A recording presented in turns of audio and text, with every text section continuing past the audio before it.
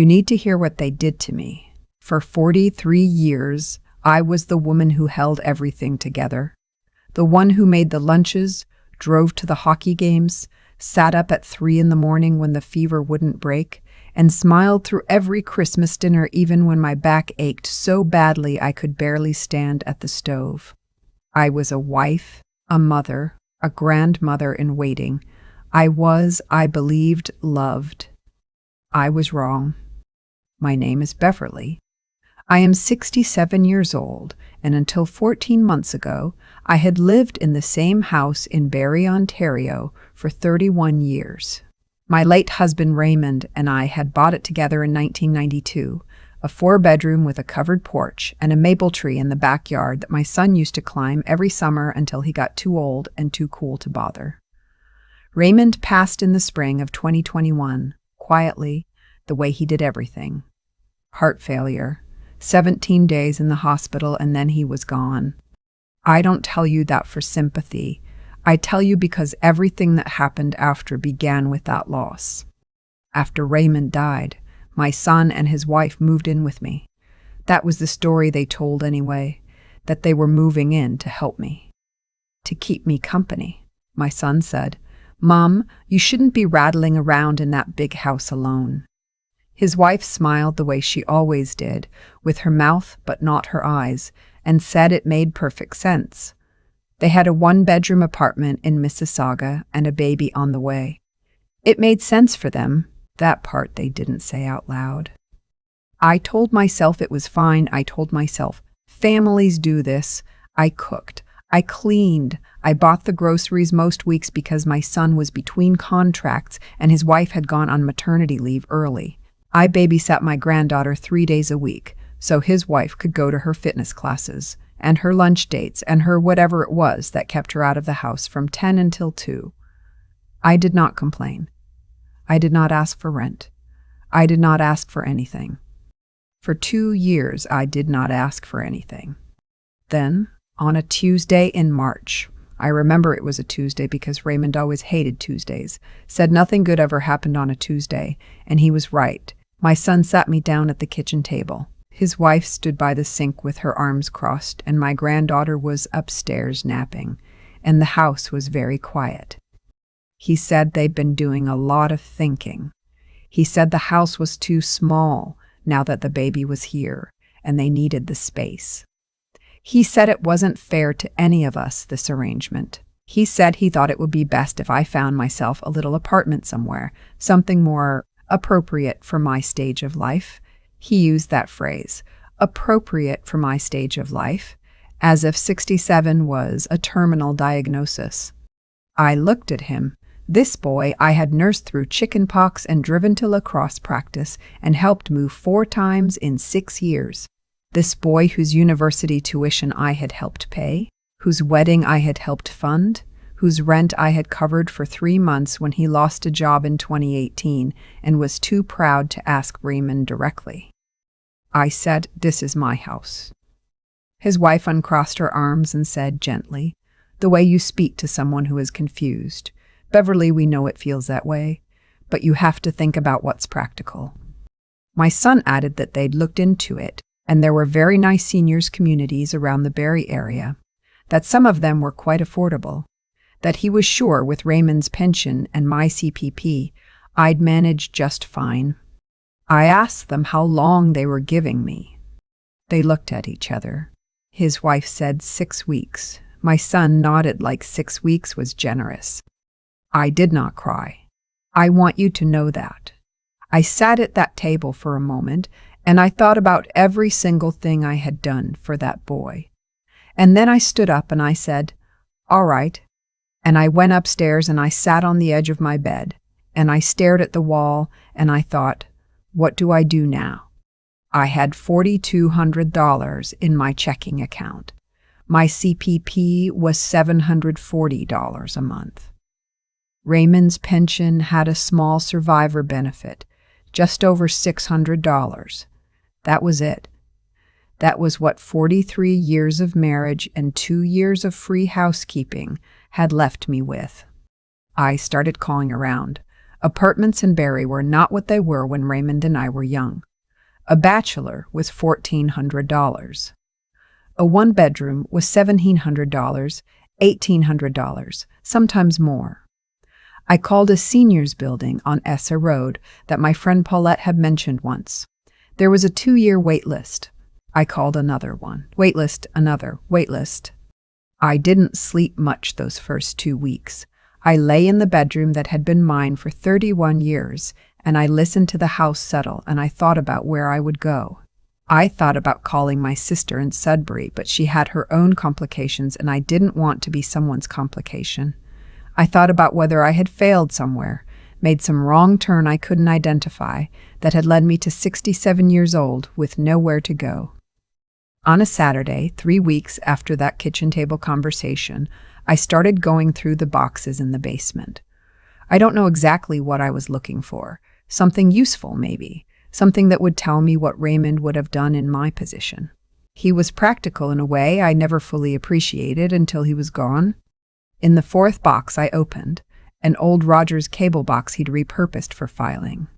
I found a folder I didn't recognize. Dark green. A little dusty. Inside were papers I had never seen. A letter from a lawyer's office in Aurelia, dated 2019. A land title document. A second letter, this one from Raymond to me, handwritten on his good stationery, the cream-colored paper he kept in the desk drawer. I sat in the dark and cried there, between the Christmas decorations and the old hockey equipment, and I read it. Raymond had bought a piece of property. 22 acres outside of Oral Medonte, rural land, woodlot, a small outbuilding. He had bought it in 2019 without telling me. Not to hide it from me, he wrote, but because he had wanted to surprise me at the right moment. He had bought it because he believed in Canada, land is the one thing that holds its value, and he wanted to make sure that no matter what happened, and he wrote that phrase carefully, no matter what happens to me, Beverly, I would have something solid underneath me. He had registered it in my name, only my name. I read the letter 3 times. Then I sat there for a long time. The furnace kicked on. Upstairs I could hear my granddaughter starting to fuss, and footsteps, and the television. All of it so ordinary. All of it so completely unchanged, when everything for me had just shifted. I called the lawyer's office on Monday morning. A woman named the senior partner came on the line and confirmed everything. The property was mine, clear title, had been since 2019. Raymond had prepaid several years of property tax. The lawyer said Raymond had called her a few months before he died and asked her to make sure the folder found its way to me eventually, if I ever seemed to need it. He'd said he hoped I'd never need it. But he wanted me to have it. I cried then. Not in front of anyone. In the car in the parking lot of the Shoppers Drug Mart on Bayfield Street with my hands on the steering wheel. I cried for Raymond and for the 22 acres he had quietly held in reserve for me like a man packing an extra coat for a trip he wasn't sure about. I cried because he had known, somehow, that I might need a floor beneath me. And I cried because I missed him so much I didn't know where to put it. Then I dried my eyes and I drove to meet the lawyer. The property had been assessed at the time of purchase for $210,000. Land in that part of Simcoe County had moved considerably since 2019. The lawyer had done some homework before I arrived. She showed me recent comparables. She said the acreage, the woodlot, the access road, the proximity to the new development corridors coming up from Barrie. Conservatively, she said, I was looking at somewhere between $480,000 and $540,000 if I sold.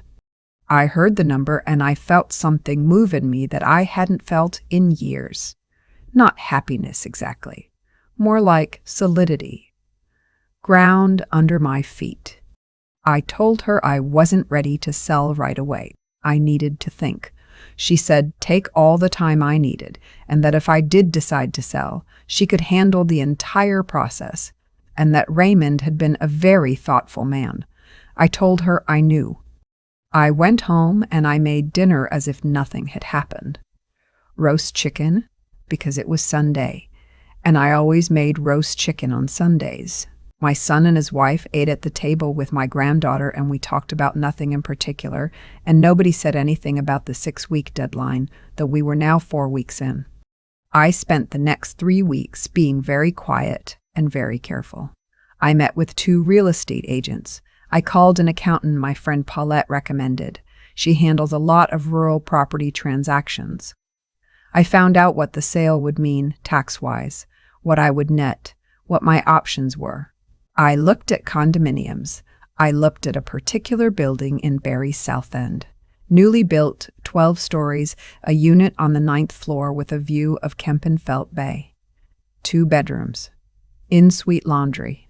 A locker and a parking space underground. The asking price was $419,000. With what I would clear from the land, I could buy it outright. No mortgage. No landlord. No one to tell me to find something more appropriate for my stage of life. I put in an offer the same week my 6 weeks were up. The offer was accepted 2 days later. I told my son and his wife I had found somewhere to go. My son looked relieved. His wife said she was glad it had all worked out and asked if I needed help with boxes. I said I had it covered. I did not tell them where I was going. I did not tell them about the land, or Raymond's letter, or the lawyer in Aurelia. They had not asked.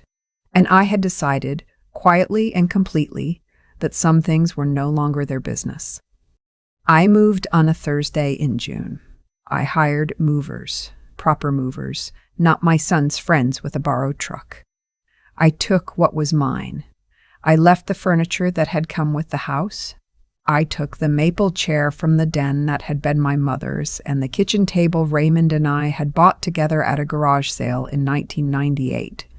I took his photograph from the mantel and I set it on the windowsill of the 9th floor unit the day I moved in, facing the bay.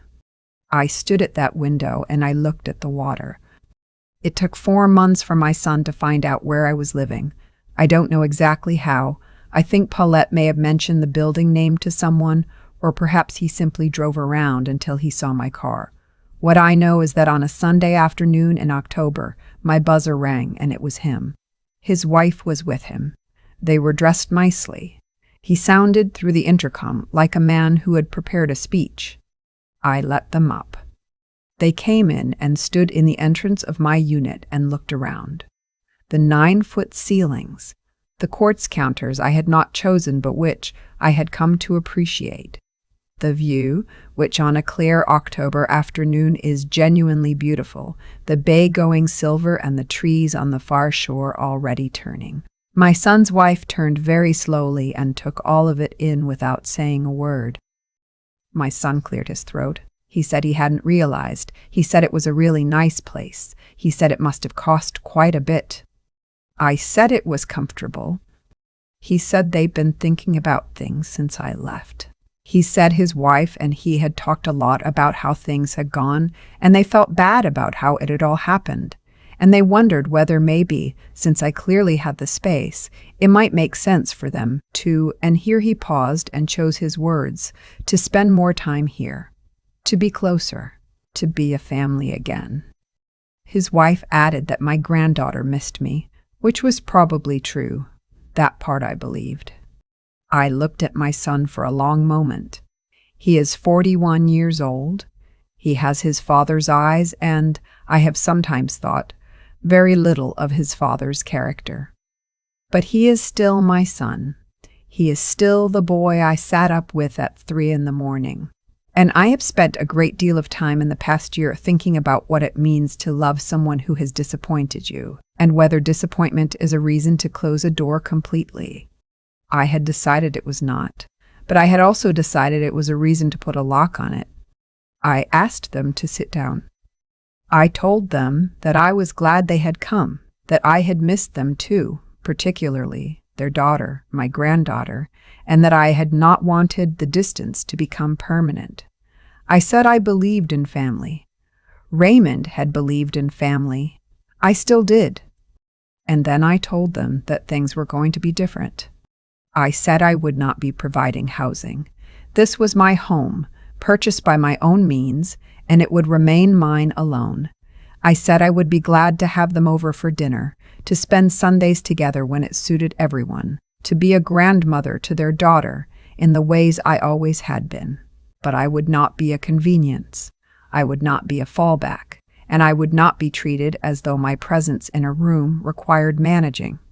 I said if they wanted a real relationship, not the one where I cook and clean and accommodate and am thanked by being asked to leave.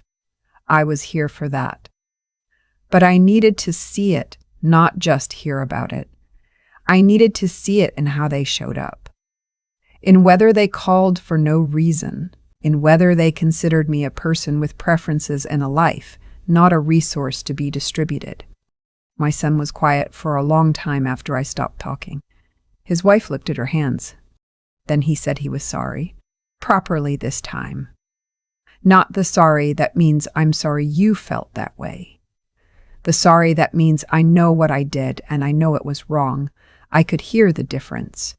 After 41 years, I know his voice well enough to hear the difference. I said thank you. I meant it. We had tea. His wife asked if she could take my granddaughter to the park down the street the following Saturday and if I would like to come. I said I would like that very much. It was, I think, the most honest conversation the three of us had ever had in the same room. They left at 5 o'clock.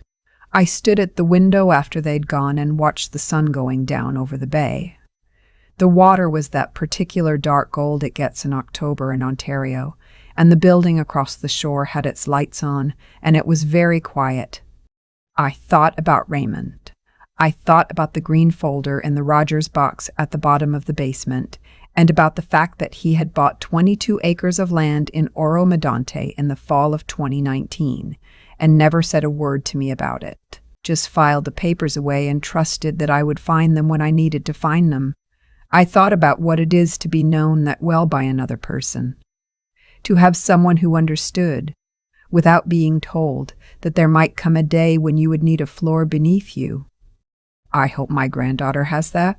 I hope she finds, when she is grown, someone who thinks to pack the extra coat, who buys the land and puts your name on it and writes you a letter for the box you'll open on the day you need it most.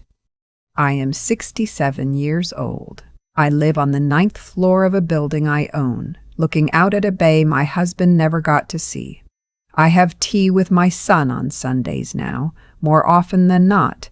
Things are not perfect. They are not what I imagined when I was young and newly married and full of uncomplicated hope. But they are real, and they are mine. And that turns out to be enough. Raymond always said that the best thing about a good foundation is that you never think about it. You just stand on it and live your life. He was right about that. He was right about most things in the end. I keep coming back to that green folder in the Rogers box, the way it was sitting there between the Christmas lights and my son's old skates, just waiting. Raymond had put it there in 2019 and never said a word, and for years I walked past that basement without knowing. I think about that a lot now, about how the things that save us are sometimes already in place long before we know we need saving.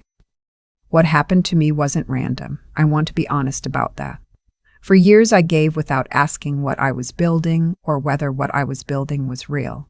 I cooked, I covered, I accommodated, and I told myself that was love. Maybe it was, but I also never asked my son to be accountable. I never said, "This is what I need from you." I smiled through things that deserved a direct conversation, and in doing so I taught him, without meaning to, that I could be managed. That's not blame. That's just the truth, and I think I owe it to myself to say it plainly. The land Raymond bought, those 22 acres outside Oro Medonte, that was wisdom, not luck. He had looked at the world clearly and made a practical decision rooted in care. He didn't panic, he didn't react, he just thought it through and acted. I've tried to carry that forward. When I found the folder, I didn't call my son. I called a lawyer. I called an accountant. I sat with the information until I understood it. That steadiness, the ability to think, before you move, to know what you have before you decide what to do with it. That's what got me from the basement floor to the 9th floor overlooking Kempenfelt Bay. Not money. Not luck. Clarity. And then there's what it took to actually walk through those 6 weeks, to make dinner every Sunday like nothing had changed, to go through the meetings and the numbers and the offer paperwork, and to do it all quietly, without asking for acknowledgement. That took something I didn't know I still had. I had spent so long being the person who holds things together for other people that I'd forgotten I could hold myself together too. It turns out you don't lose that. It goes quiet for a while, and then you need it, and it comes back. When my son sat in my living room in October and said he was sorry, I believed him. But I also knew that belief wasn't enough on its own. Love without accountability is just sentiment. I had learned that the hard way, so I told him the truth. About what I needed, about what I would and wouldn't accept. And I did it without anger, because anger would have made it about the past, and I was trying to build something for the future. I don't know how the rest of it unfolds. My son and I have Sunday tea now, and some weeks it feels natural, and some weeks it's still a little careful, and I think that's honest. Healing isn't a moment. It's a habit you choose, over and over, until it becomes real. What I know is this. I am 67 years old, and I am standing on ground that is mine. Raymond gave me the foundation. I did the rest. And if any part of the story stays with you, I hope it's that it is never too late to know what you're worth, to think clearly about your own life, and to find out what you're made of when everything else falls away.